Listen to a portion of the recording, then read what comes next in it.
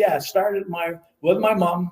Don't mess with Saturday night wrestling. We got the hockey, but don't mess with Maple Leaf Gardens. We took her to wrestling up at the Winnipeg Auditorium. At that time, the midgets was there. She had to leave. It was too violent and she couldn't watch it, but yet she watched it on TV. Really? Where you did, she wouldn't be able to watch it. Mm-hmm. She'd scold you. It's too painful for her. It's funny because I remember that she hated Jesse the Body Ventura, and I obviously wouldn't go against what my grandma said, so I pretended not to like him too, but I loved him. I thought he was great. I remember that he had that jewel in the crease of his chin, and I used to think that was the coolest thing. And I remember she's like, that jerk, Jesse Ventura, and I was just super enthralled with him.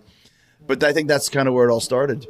One of the highlights was we had the old-time hockey. We raised a lot of money, and one of the groups was Rainbow Society. We played the Holiday on Ice movie stars. And one of my teammates was Billy Goldsworthy. His best friend was Jesse the Body. Jesse the Body came up to play with the Hollywood on Ice after the first period. We were down 7-0, and we were drinking beer in the dressing room. He came and drank beer with us. He couldn't stand up. He said, "Can I play with you guys?" I said, "Sure." After I went to him, I said, "Would you mind talking to my son?" I always meant you came in with two buddies to the hotel, and Jesse took the time, and you had your sleeves rolled up the old days like muscles.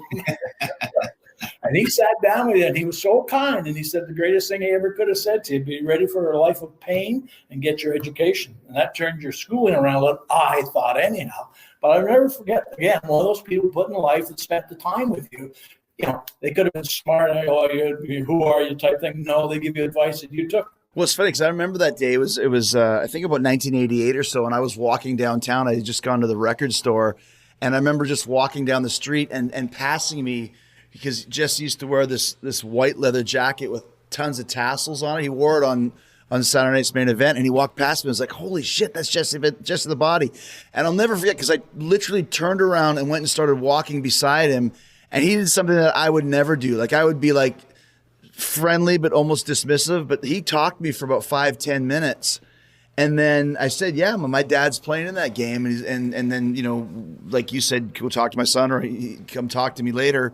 And we did end up sitting there talking to him for about 2 hours. He told us so many great stories about the Predator and Arnold Schwarzenegger and being in the dungeon and, Saturday Night's Main Event and Andre the Giant. And I remember thinking, like, this guy's really cool. And he said, like you said, go get your education, get ready for a world of pain. But he spent 2-3 hours in the corner with us, to the point I even remembered that interview and transcribed it for the Red River Projector, which was the newspaper for my college. So I got my exclusive Jesse the Body intro, even though he didn't know it. Well, I was really appreciative. He didn't offer you a beer at all. I know, right? I was almost 18, which I could have handled one.